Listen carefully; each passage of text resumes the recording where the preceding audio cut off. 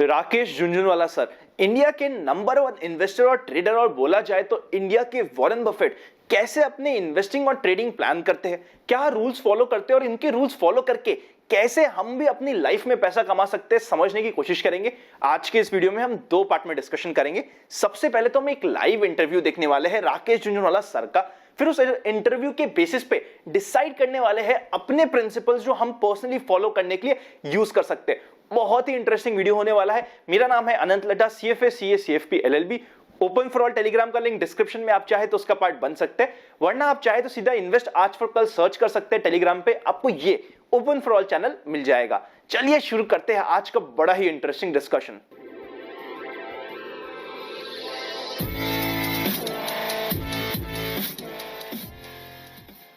जैसा कि हमने डिसाइड किया था, सबसे पहले राकेश झुनझुनवाला सर का इंटरव्यू देखते हैं। इस इंटरव्यू के बेसिस में आपकी क्या लर्निंग है कमेंट करके जरूर बता दीजिएगा, और इसके बाद हम क्या यूज करने वाले हैं, मेरे क्या बेसिक प्रिंसिपल्स और लर्निंग्स इस इंटरव्यू से हुई है, समझने की कोशिश करेंगे। चलिए सबसे पहले शुरू करते हैं interview.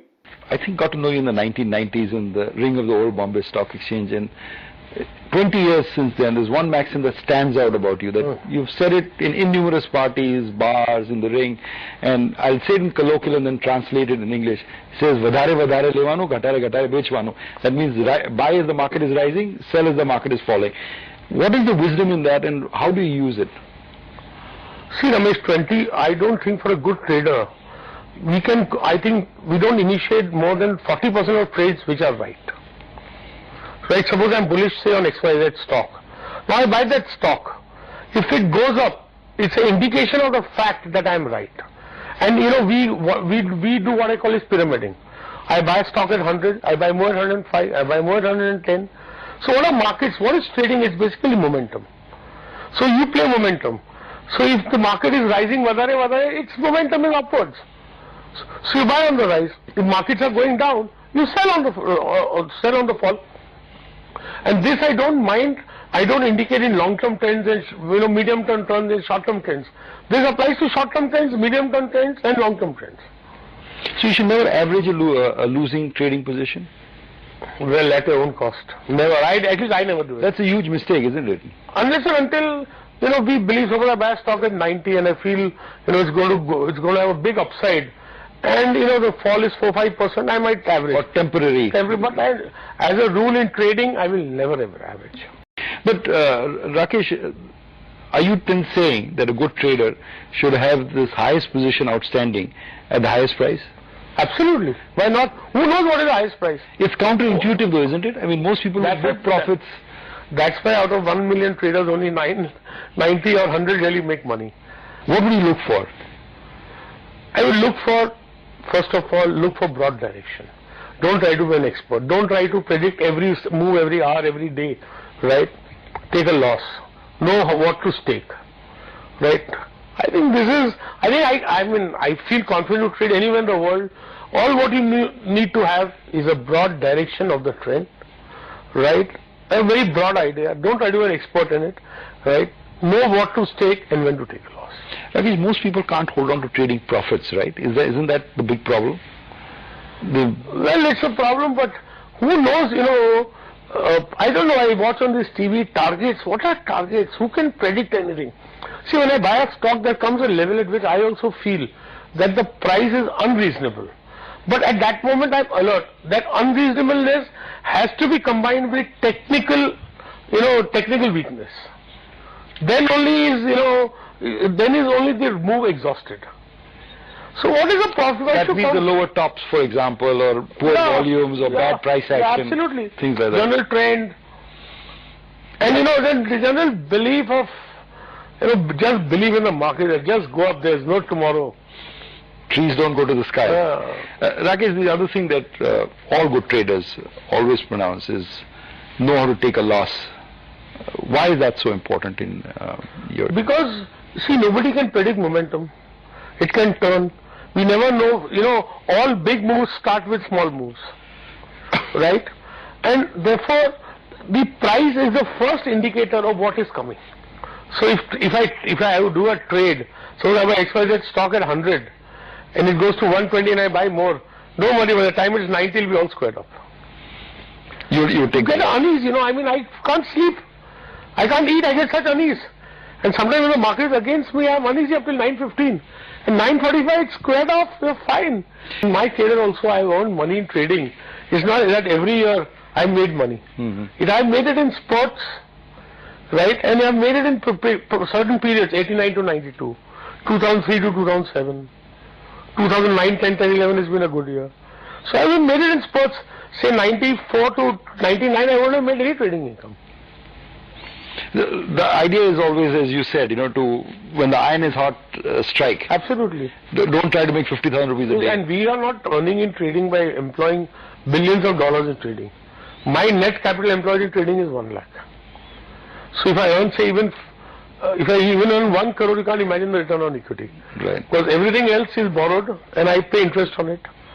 So my real capital, the capital of my partnership firm is 1 lakh. Really? Yeah. That's interesting. So Yeah. it's pure leverage. You don't Pure have personal leverage. capital into I this put business. mine and my wife's assets and borrow money and I use that. अब सबसे पहले तो ना आप अपनी learnings को comment करके बताइए कि आपने इस इंटरव्यू से क्या प्रिंसिपल सीखा, क्या लर्निंग सीखी, उसको कमेंट करके जरूर बताइएगा।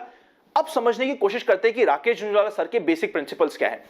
एक बार सबसे पहले तो हमें ये डिसाइड करना पड़ेगा, क्या राकेश झुंझुनवाला सर ट्रेडिंग भी करते ही है या फिर सिर्फ इन्वेस्टिंग करते हैं। इस बात पे काफी कंफ्यूजन है। एक बार एक कॉन्फ्रेंस चल रही थी जिसमें राकेश झुंझुनवाला सर भी बैठे हुए थे।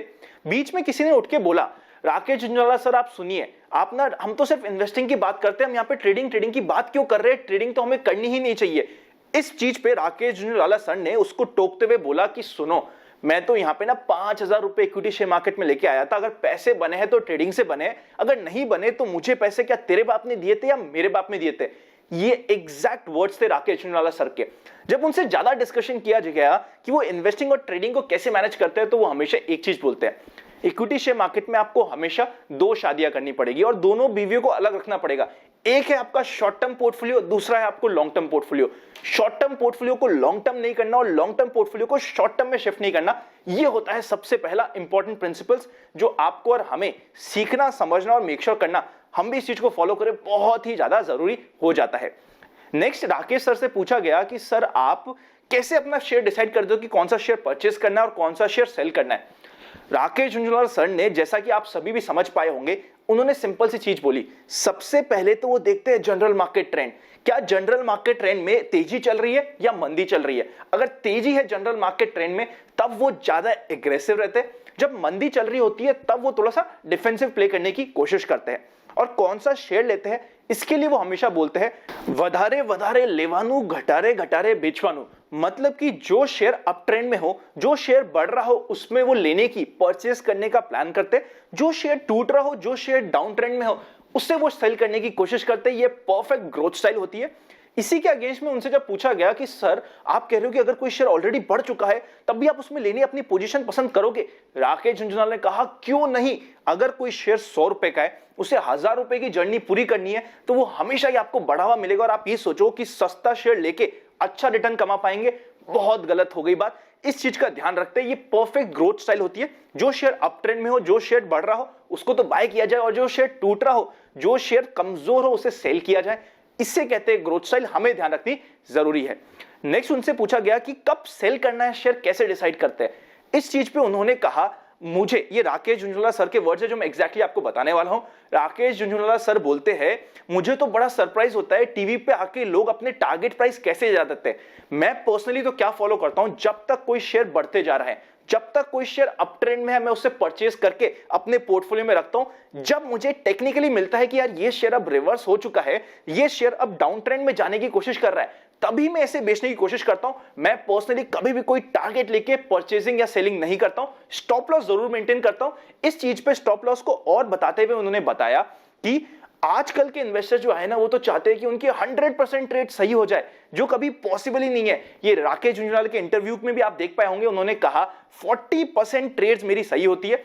उस समय मैं मेक श्योर करता हूं कि जब तक हम उसमें अच्छा प्रॉफिट नहीं करें, एग्जिट ना ले। बट जो शेयर गलत हो गए हैं, उधर हमें इमीडिएटली लॉस बुक करना सबसे ज्यादा जरूरी होता है। स्टॉप लॉस स्ट्रिक्ट मेंटेन करना जरूरी है, क्योंकि हम ये समझे हम 100% टाइम सही हो जाएंगे, ये तो पॉसिबल ही नहीं है।